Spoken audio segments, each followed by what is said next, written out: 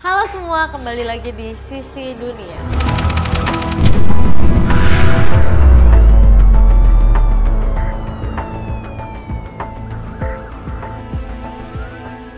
Dan di episode Sisi Dunia hari ini, Bunda kembali ditemani oleh Putri Alfian. Halo Bunda. Ya, seperti yang MOP Lovers tahu, Putri Alfian ini adalah salah satu anak indigo yang bisa melihat makhluk tak kasat mata. Gimana kabarnya? Alhamdulillah Bunda. Oke, di episode kali ini kita akan membahas salah satu destinasi wisata yang katanya menjadi destinasi paling angker di Pulau Jawa, yaitu Taman Nasional Alas Purwo.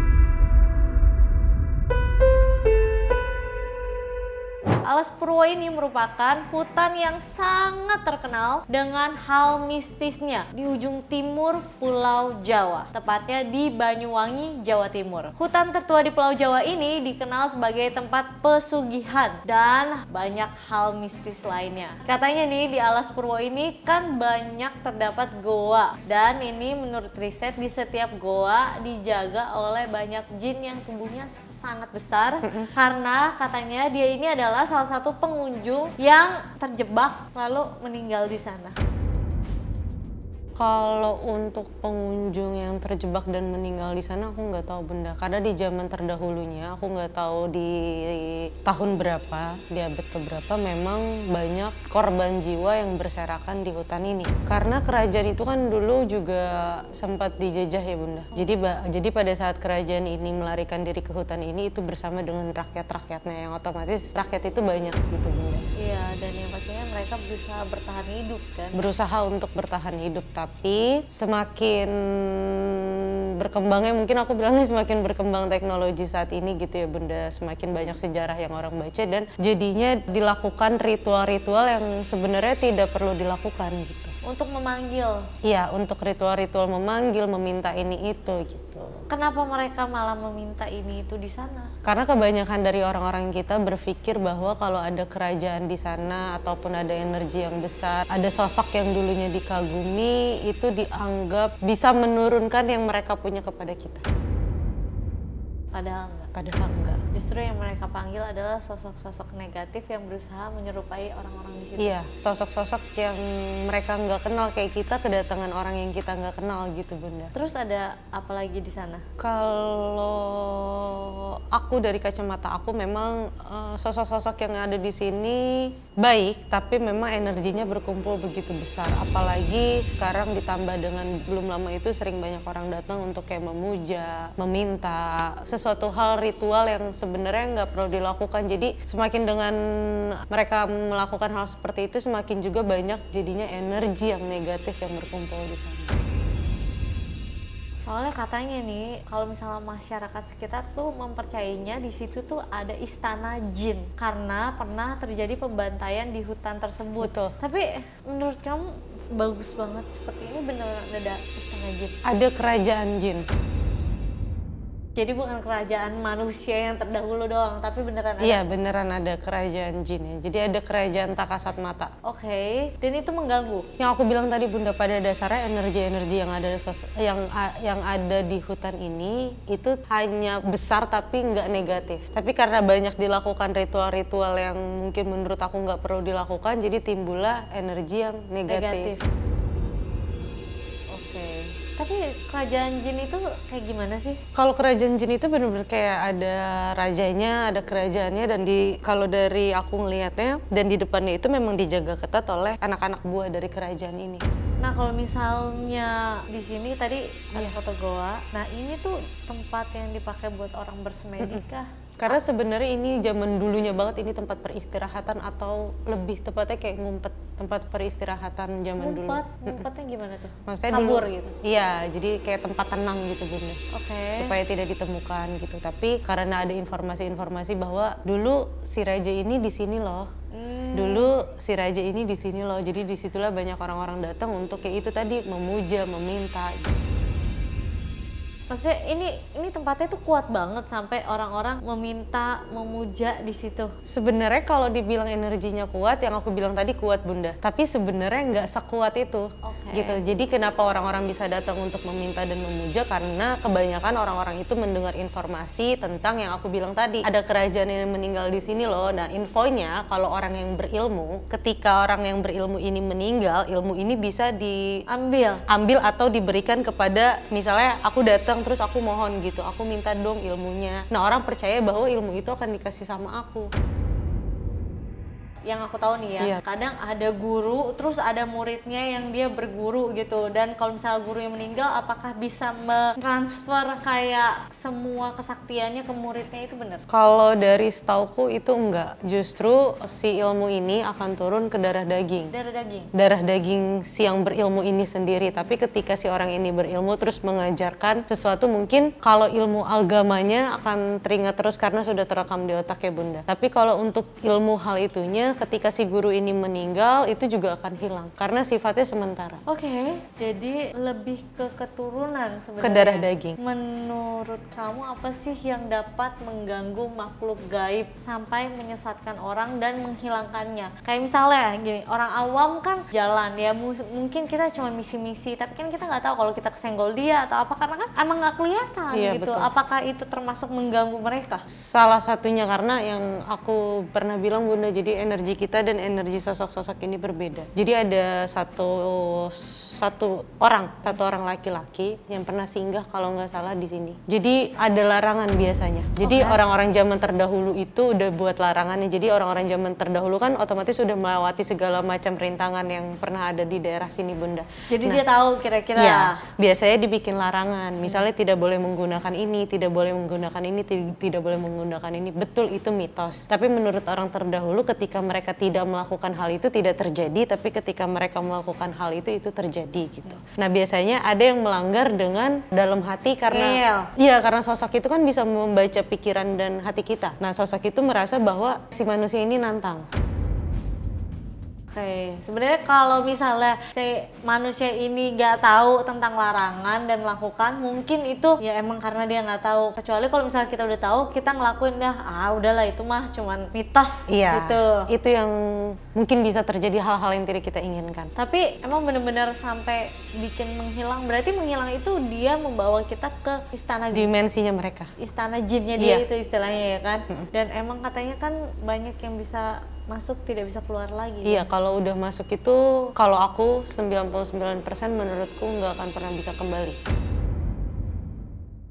Terus kamu pernah masuk nggak? Enggak. Kalau dia aja udah bilang 99% tidak kembali, kamu pernah nyoba masuk nggak gitu? Mungkin, tapi kan kamu melihat gitu. Iya, mungkin maksudnya. Jadi istilahnya tiap kali kamu lihat cuma di depannya, kamu nggak berani masuk. Bukan kan? Bunda, jadi yang dibilang melihat itu dimensinya. Masuk itu ke dalam dimensinya. Kalau aku mungkin teman-teman di luar sana itu kita bisa satu frekuensi. Ketika aku bisa masuk ke mereka, mereka juga bisa masuk ke aku. Tapi untuk mata awam mereka tidak mempunyai frekuensi yang sama. Jadi ketika mereka masuk ke dalam dimensi ini secara otomatis mereka udah ditarik bersama dengan badan-badan utuh. Tiba-tiba hilang aja. Tiba-tiba hilang dan tidak ditemukan kan jasadnya biasanya kebanyakan. Kecuali si sosok ini lagi baik. Jarang ya? Jarang lagi baik ya, jasadnya ditemukan oleh orang. Dan katanya nih di hutan ini kadang kita tuh sering ngedenger ya, ada yang manggil nama kita, kan kadang kita otomatis noleh ya. Tapi ternyata pada saat kita lihat gak ada. Itu siapa yang? Itu jin. Miske. Enggak jin. Kalau di sini nggak ada miske sama sekali. Banyak sih Bunda, cuma udah ketutup aja energinya sama sosok-sosok asli yang ada di sana. Karena setiap daerah itu sebenarnya pasti ada penjaganya sih Bunda. Kalau di sini sosok apa yang dari tadi kamu lihat yang kuat? Kerajaan aja, kerajaan beserta anak-anak kerajaannya. Tapi kalau misalnya di daerah ini, kalau kita komunikasi, menurut kamu ada sosok yang kuat nggak buat diajak komunikasi? Karena aku tadi udah sempat coba komunikasi, jadi ada beberapa manusia yang menganggap bahwa bisa berkomunikasi dengan Nyai di hutan ini gitu. Mungkin gitu? Jadi ada beberapa orang yang bilang, jadi ada beberapa orang yang datang itu khusus untuk katanya bisa ketemu sama Nyai Roro Kidul. Tapi di sini emang satu jalur gitu? Jadi kalau maksudnya katanya kan kalau misalnya pantai gitu kan mereka harus ada satu aliran, satu jalur. Ini kan belakangnya pantai. Oh gitu? Iya, coba. Bagus banget pantainya. Bagus. Bagus Ini banget. masih masuk pantai selatan deh kayaknya. Masih masuk ya? Masih, karena dulu memang kalau nggak salah aku Nyai itu sempat ke Kerajaan Majapahit. Jadi tadi kata Putri ternyata di belakang taman ini adalah pantai dan setelah kita search ya Mopelovers beneran pantai. Jadi katanya ini pantainya ini masih sejalur sama. Masih sejalur sama pantai selatan. Oke, kira-kira kalau sejalur biasanya kan orang pasti berpikirnya wah ini pasti menjadi salah satu tempat Nyai gitu. Iya. Apa benar? Iya, kebanyakan kayak gitu Bunda. Tapi sebenarnya Nyai itu bukan berarti menetap di pantai selatannya ya. Nyai itu berasal dari pantai selatan, tapi sampai detik ini jasadnya Nyai tidak ditemukan. Karena Nyai pergi ke dasar laut, makanya ada singgah sanah Nyai Roro Kidul itu di pantai selatan. Oke, kalau kayak gitu di taman ini kita bisa komunikasi sama siapa? Yang aman ya? Nyai sih paling. Oh gitu? Oke.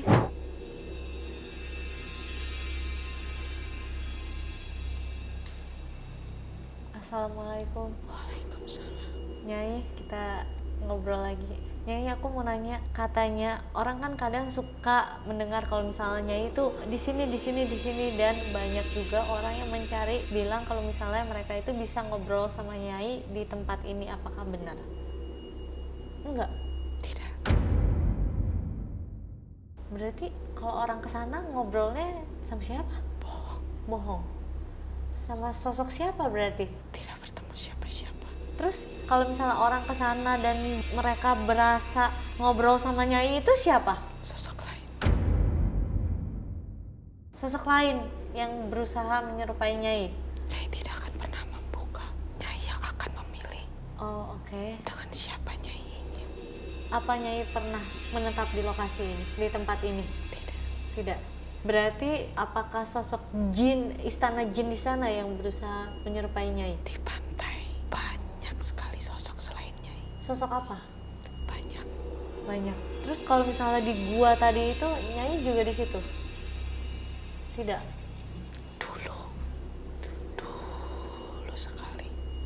Nyai hanya pernah singgah, bukan menetap. Jadi cuma singgah. Tapi mungkin karena Nyai pernah singgah, jadi orang merasa dia bisa ketemu Nyai, ngobrol sama Nyai di sana. Berbeda. Terus apakah manusia yang punya niat ketemu Nyai bisa gitu ketemu sama Nyai? Nyai sudah bilang, Nyai yang memilih. Apalagi yang Nyai mau sampaikan? Ada? Tidak ada. Jangan mudah dibodohi. Dibodohi jin. Tapi berarti di situ ada sosok yang mengganggu nggak Nyai? Banyak. Mereka senang ketika manusia datang untuk mencari ilmu. Mereka diberi makan, diberi kesempatan untuk menguasai manusia. Berarti mereka itu sosok yang negatif. Sosok apa sih mereka itu? Banyak sosok-sosok yang tidak bisa Nyai jelaskan. Mereka dikasih makan apa Nyai? Makanan, doa, dipuja, dipanggil. Makanan itu sajen atau permintaan dari mereka? Dengan berbagai cara dan banyak cara menurut kepercayaan masing-masing. Ada lagi yang Nyai mau sampaikan? Sudah. Terima kasih Nyai. Assalamualaikum. Waalaikumsalam. Waalaikumsalam. Oke, tadi Putri ada melihat apa nggak pada saat? Mereka kayak mungkin aku nyampein ini sedikit ya Bunda. Kalau sosok-sosok itu biasanya termasuk Nyai. Nyai itu yang memilih siapa Nyai ingin mendampingi siapa. Oke. Tapi kalau untuk dipanggil kayaknya itu hal yang tidak mungkin terjadi. Mungkin itulah banyak orang bilang susah untuk komunikasi sama Nyai, susah untuk ini. Karena memang Nyai nggak mungkin bisa kalau dipanggil. Tapi ketika Nyai memunculkan diri gitu, memperkenalkan diri sama orang yang Nyai pilih, disitulah orang itu betul-betul bertemu dengan Nyai. Berarti Mopelovers, kalau misalnya kita mau kemana-mana jalan-jalan, apalagi ya walaupun ini hutan wisata ya, Hutan wisata. gitu, tapi tetap aja kan Orang ya, datangnya bukan untuk berwisata Bunda. Oke. Tapi kalau misalnya orang yang mungkin datangnya berwisata ya Nggak akan pernah diganggu. nggak akan pernah diganggu Nggak akan. kan sebenarnya gitu. Jadi pokoknya apapun kalau misalnya kita dengan niat baik pasti berujung dengan baik. Jadi ya benar-benar harus niat baik, doa. Jadi semuanya berjalan dengan Aman. aman. Kalau misalnya kita niatnya jahat ya, atau ngegampangin ini mah cuan ini ya, pasti ya mungkin bukan sosok aja. Kadang kalau manusia digituin juga manusia marah. Kesel, iya. Kesel gitu. Jadi ya pokoknya semuanya harus dengan niat baik. Oke, terima kasih Terima Putri. kasih Bunda. Oke, kalau kayak gitu. Tapi kembali lagi MOP Lovers, nggak bosen Bunda buat ngingetin kalau misalnya ini kita hanya bercerita dan ini semua menurut pandangan Putri dan penglihatannya kita dan riset dari tim. Jadi kalau misalnya kalian mau percaya atau enggak, itu kembali lagi ke kepercayaan kalian masing-masing. Bisa juga ini dijadikan cerita malam menemani kalian tidur, ya kan? Dan Bunda nggak bosen buat ngingetin, jangan lupa untuk download aplikasi MOP Lovers di Play Store bagi pengguna Android, dan bagi pengguna iOS harap bersabar dulu. Oke, terima kasih Putri. Sama-sama Bunda. Terima kasih semuanya. Pokoknya sampai jumpa di episode Sisi Dunia berikutnya.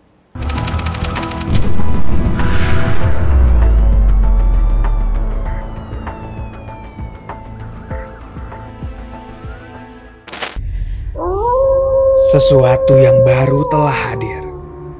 Spesial kolaborasi Geprek Bensu dan Kakak Beradik Podcast. Ayam tumbuk sambal hitam, pedas, nikmat.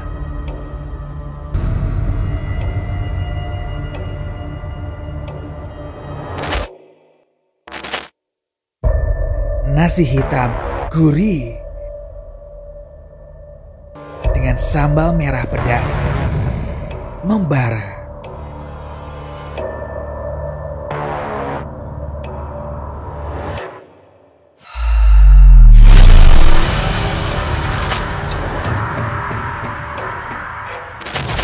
Menu spesial misteri, menu kakak, menu adik sudah tersedia di Geprek Bensu seluruh Indonesia.